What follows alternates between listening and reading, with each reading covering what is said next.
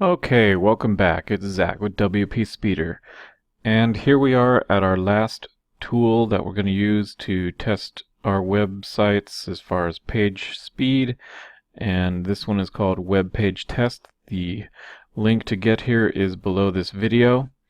And what we're going to use this for mainly is to make sure that our CDN is working, but it also tests for some other things too. And I'll show you that right now.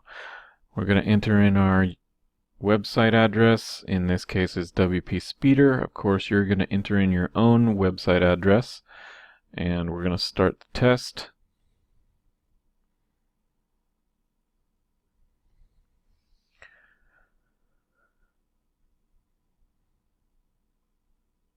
We are waiting for it to test the site.